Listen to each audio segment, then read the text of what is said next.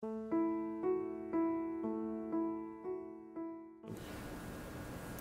difference, by the way, between skepticism and relativism is that skepticism says that nobody is ever right, and relativism says that nobody is ever wrong.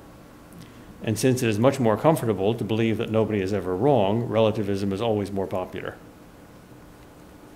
And the result of moral relativism, as Lewis argues in his little masterpiece by that title, is nothing less apocalyptic than the abolition of man.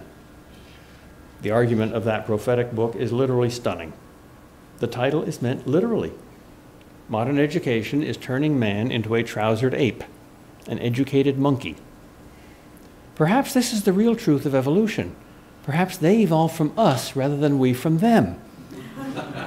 Perhaps long ago some men said, hey, let's go naked on all fours and live in trees and eat bananas, and it worked, and monkeys appeared by natural selection. We are already seeing the footprints of the rough beast that is slouching toward Bethlehem to be born in our universal and unthinkingly bland acceptance of such radical innovations as public education, that is, state education. This was one of the 10 policies Marx announced in the Communist Manifesto as a harbinger of communism. It is an invention only about 100 years old, and one that is self-destructing with comical speed. I recommend to you a Pickwickian organization with the profound name of the Alliance for the Separation of School and State. Think about it. Isn't it a perfect parallel to the separation of church and state? Well, we have a dilemma. We have good arguments for both sides. The teleological state is good, even necessary. The teleological state is bad, even impossible. What do we do now? This is a koan. Necessary, but impossible. Well, rather than trying to refute both sets of arguments and leaving you with nothing, with skepticism, I will try to find a positive third position that embraces all the positive points of both of the two sides of the dilemma, a kind of Hegelian higher synthesis, a solution which can endure both sets of arguments, the arguments which seem to refute both sides of the dilemma. In other words, I will try to escape between the horns of the dilemma. This seems impossible because by the law of non-contradiction, there seems to be only two possibilities. The state must be either teleological or non-teleological. But I think there are three possibilities, and I think I see the principles of this third possibility first in St. Augustine. Augustine faced a situation somewhat similar to ours. Pagan Rome was religiously pluralistic. Indeed, the reason Jews and Christians were hated, feared, persecuted, and martyred was not that Rome was not pluralistic and tolerant. Exactly the opposite. Rome was relativistic and skeptical to the core, and therefore tolerant of everything that did not threaten her own authority. And no religion in the world did that except two. The only two religions that claimed divine revelation, and therefore infallibility, and absolute moral laws. There are not even two religions at all, of course, but one. Jesus didn't say, I want all you Jews to stop being Jews and convert to Christianity. He said, I came not to destroy the law and the prophets, but to fulfill them.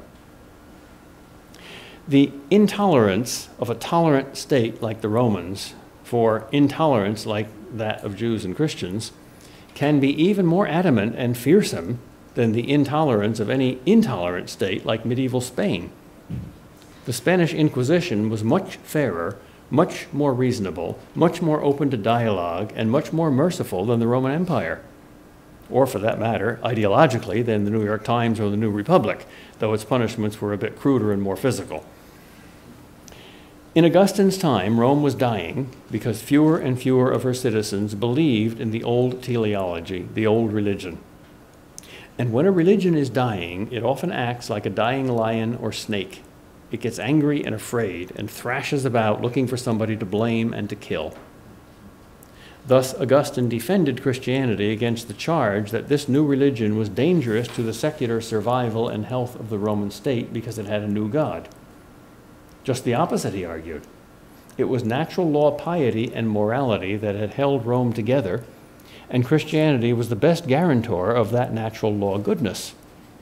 Pagans had nothing to fear from Christians. In fact, their own secular ideals could be guaranteed best by the Christian religion, and no longer by their own, which was decaying, and which in any case was from the beginning defective in reason, in piety, and in morality. So it's morality that mediates between religion and politics. On the one hand, the ultimate questions of morality and the ultimate foundations of morality are religious. Religion has always been the strongest support of morality in every culture. And on the other hand, the state exists, as Lewis says, for our natural happiness, not our supernatural happiness. So it should be secular and neutral religiously, but it should be moral. Not with a specifically religious morality, but with a universal, rational, natural law morality. Positive law must be founded on natural law, but not on supernatural religion. Only 40 years before Augustine was born, Christianity had been legalized by Constantine. There were still more pagans than Christians in the empire. So Augustine had to make room in his politics both for the claims of Christianity to universal truth and for the historical situation of religious pluralism, a situation very much like ours. His answer is in the City of God, which is to Christian political philosophy what Plato's Republic is to classical Greek pagan political philosophy, the defining foundational classic. In this massive work, Augustine made room both for a secular, non-Christian state, for religious pluralism and religious freedom on the one hand, and for this state to be teleological on the other hand. In fact, there are in Augustine's thought not just one, but two teleological societies, the church and the secular state. And their two teloi, while distinct, one being natural and the other supernatural, yet converge, since both are forms of what Augustine labels peace, which he defined as the tranquility of the order of man towards his destined end or beatitude. In other words, the attainment of the summum bonum. And there is no contradiction between man's natural end, or happiness, or peace, which is the end of the state, and his ultimate supernatural end, which is the end of the church. The state exists to make little Socrateses, wise, happy, moral people. The church exists to make little Christs. It is a saint-making machine. We have lived through three eras, ancient, medieval, and modern, and three political classics stand at the beginning of these three eras. Plato's Republic stands at the foundation of ancient, classical, pagan, pre-Christian political philosophy. Augustine's City of God stands at the foundation of the Christian Middle Ages, medieval philosophy, and especially political philosophy. And Machiavelli's The Prince stands at the foundation of modern, post-Christian political philosophy. I'm taking Leo Strauss's position on the role of Machiavelli here, that Hobbes and even Locke only tamed him and made him more respectable without repudiating his non-teleological, anti-natural law premises.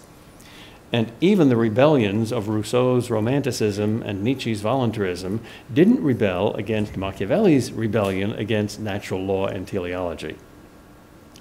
Notice how Augustine stands between these two extremes, historically as well as logically.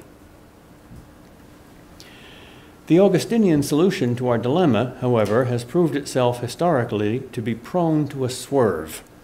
It tends to swerve toward theocracy, as it did under Innocent III in the Middle Ages and again under Calvin in Geneva. The same is true of Islamic political philosophy, which is in many ways similar to Augustine's.